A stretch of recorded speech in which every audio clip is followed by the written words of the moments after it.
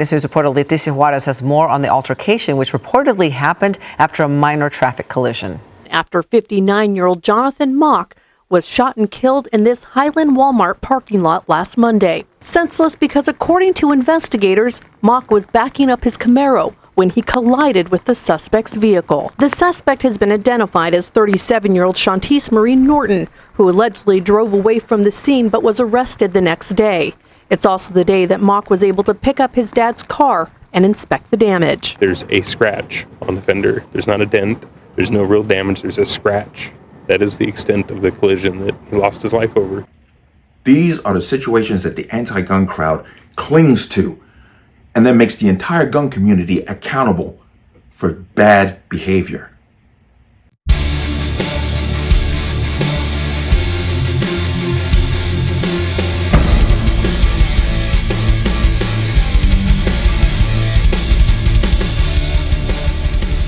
Welcome to another installment of the Connecticut Gun Bench. Today's video is brought to you by P.A.N. Firearms, LLC. P.A.N. Firearms, your NRA certification and multifaceted gun training. You can reach us at 203-300-6343 or use our website at www.panfirearmsllc.com.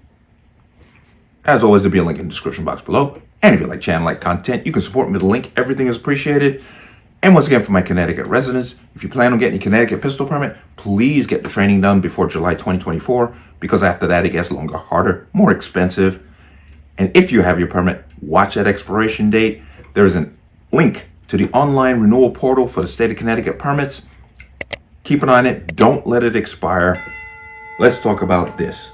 This is coming out of California. And the foundation for the story is it's a Walmart shopping the parking lot. A woman was backing out of a space. A man who was going by, and my understanding is he stopped and backed up a little bit, and I'm not sure why, but they basically had a fender bender. And basically what it came down to was the scrapes. Two cars scraped each other. Fine. The man got out of his vehicle, and from all accounts, he was apologetic, but the woman got out of her car and shot him in the face. Killed him. She then left. They caught up with her 12 hours later and arrested her for the shooting. This has so many levels to talk about, where it can come down to irresponsibility when it comes to the ownership and use of firearms, which the anti-gun crowd loves to harp on because they like holding the entire community accountable for the behavior with idiots. But it also comes down to a very social aspect. But I want to come into here real quick and give you some details. Man shot to death over fender bender at California Walmart. Woman charged with murder. Now, prosecutors have charged 36-year-old woman with murder in the shooting death of a man in a Walmart parking lot in Highland that followed an altercation over a minor traffic collision, officials said Monday.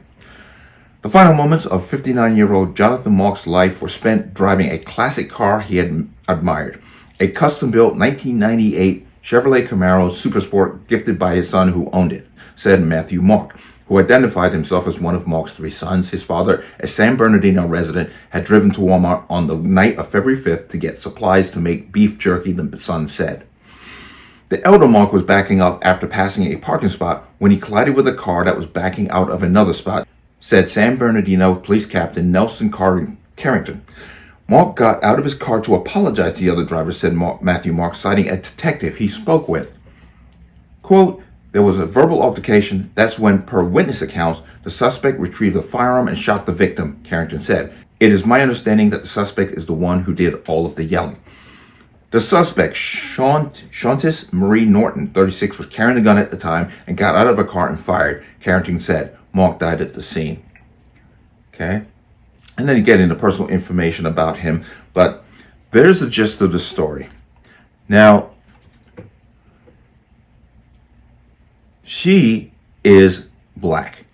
He is white. Woman, male. She shot him and killed him. My thought was, imagine this was reversed.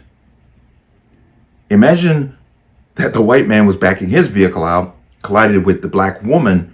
She got out, was apologetic. The white man stepped out of his car and shot her and killed her. What would the story be right now? See, in this article here, they didn't even bother to mention the races or the ethnicities of these two people. But if it was reversed, I'm very sure that we'd be hearing about it. I'm very sure, and we'd be hearing about white supremacy. They'd be looking into his voting record to see if he voted for Trump, and on and on and on. There'd be riots, all kinds of protests. Ben Crump would be down there. It would just be a total fiasco. But because it wasn't that scenario, once again, this is a story that will not go national and will disappear very quickly. And that's a real damn shame. But what is really coming to account is the fact that, once again, they're going to try and hold the gun community accountable for the behavior of this woman. Now, there's no information on the firearm, whether she owned it legally. Did she have a permit to carry it? Because California is very, very hard to get a concealed carry permit in that state. So I don't know. I don't have the information, so I can't comment on her ownership of that firearm. But her behavior is a blight on good people who just so happen to own a firearm. And it's really a shame this man had to lose his life over, once again, an idiot. And this story will probably be buried very quickly, but I suspect at some point in time, somebody's going to come out in defense of this woman, and race will become the issue. And once again, that's disgusting because it has nothing to do with it. She's an asshole. And there's no justification whatsoever for her. Even if the voices were raised and they were arguing, there's no justification for her to pull a gun out of her car and shoot this man. None. That is not a deadly force situation. Condolences to this man's family. From all accounts and everything that I've heard, this is a good man who just basically lived his life.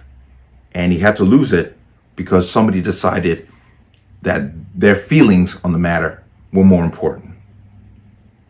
But let me know what you think. As always, you can leave your comments in the comment section below. And as always, any statements of violence or statements that lead to violence will be removed. Please like, share, comment, subscribe.